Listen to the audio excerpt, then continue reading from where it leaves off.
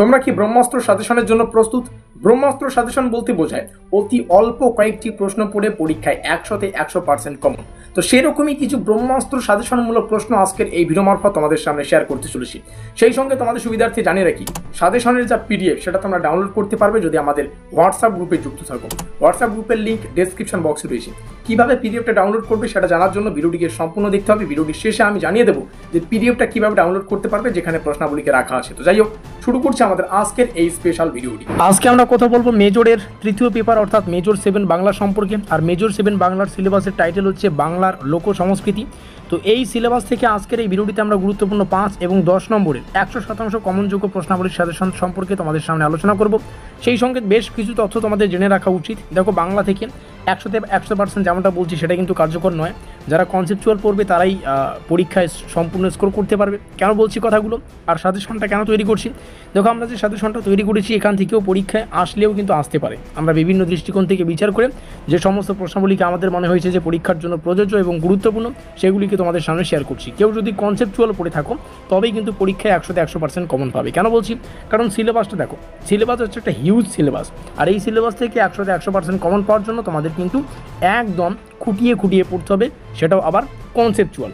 দেখো, যেমন প্রথম অধ্যায় থেকে কত কী না পড়তে হচ্ছে, টাবু মানা হে হো অনেক কিছু কিন্তু রয়েছে।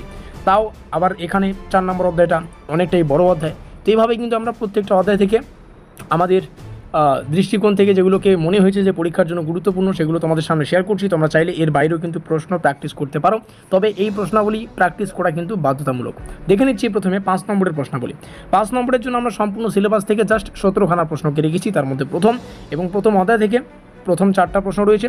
কোন অধ্যায় থেকে কোন প্রশ্ন রয়েছে তোমরা দেখলেই বুঝতে পারবে, সেটা কিন্তু সুন্দর করে ডিজাইন করা রয়েছে। প্রথম অধ্যায় যেখান থেকে পড়তে হচ্ছে লোক সংস্কৃতির সংজ্ঞা দাও, এর মূল বৈশিষ্ট্যগুলি, ম্যাজিক ও ট্যাবুর মধ্যে পার্থক্য, অ্যানিমিজম ও টোটেমবাদের ধারণা ব্যাখ্যা করো। তারপর হচ্ছে ট্রান্সফরমেশন ধারণাটি লোক সংস্কৃতির সঙ্গে কীভাবে সম্পর্কিত। এইভাবে কিন্তু 17খানা প্রশ্ন রয়েছে। আমি জাস্ট তোমাদের সামনে শেয়ার করছি, তোমরা এগুলো দেখে দেখে বুঝতে পারবে। সেই সঙ্গে পিডিএফটাই তো ডাউনলোড করতে পারবে যদি আমাদের হোয়াটসঅ্যাপ গ্রুপে যুক্ত থাকো। এখনও পর্যন্ত যারা আমাদের হোয়াটসঅ্যাপ গ্রুপে যুক্ত হওনি, এখনই যুক্ত হয়ে নাও, লিঙ্ক ডেসক্রিপশন বক্সে রয়েছে। 10 নম্বরের জন্য যে মোস্ট ইম্পর্টেন্ট প্রশ্নাবলীকে রাখা হয়েছে, এখানে 15খানা প্রশ্ন রাখা হয়েছে। তার মধ্যে প্রথম প্রশ্ন, লোক সংস্কৃতির প্রকৃতি, বৈশিষ্ট্য ও আধুনিক সমাজের প্রাসঙ্গিকতা বিশ্লেষণ করো। ম্যাজিক, ট্যাবু, টোটেম এবং অ্যানিমিজম এই ধারণাগুলি লোকবিশ্বাসের সঙ্গে কীভাবে সম্পর্কযুক্ত তা বিশ্লেষণ করতে হবে। অ্যানিমিজম ও ট্রান্সফরমেশনের ধারণা লোক সংস্কৃতিতে কীভাবে ব্যবহৃত হয়েছে তা আলোচনা করো। এভাবে কিন্তু 15খানা প্রশ্ন আছে। তোমরা প্রত্যেকটা প্রশ্ন এখান থেকে দেখতেই পারছো। পিডিএফটা ডাউনলোড করতে পারবে যদি আমাদের হোয়াটসঅ্যাপ গ্রুপে যুক্ত থাকো। কোনো কিছু করতে হবে না। এখন যুক্ত হলে তোমরা 30 মিনিটের মধ্যেই পিডিএফটা পেয়ে যাবে। তো সেখান থেকে ডাউনলোড করে রাখবে, এক ক্লিকেই তোমরা ডাউনলোড করতে পারবে। তারপরে কিন্তু এই প্রশ্নাবলীকে তোমরা ভালো করে প্র্যাকটিস করতে পারবে। দেখা যাচ্ছে পরবর্তী ভিডিওয়ে পরের যে আমাদের পেপার, সেই পেপার নিয়ে আমরা পরের ভিডিও আলোচনা করব। তো ভিডিওটিকে শেষ পর্যন্ত দেখার জন্য অসংখ্য ধন্যবাদ। মিলতে হ্যাঁ নেক্সট ভিডিও पे।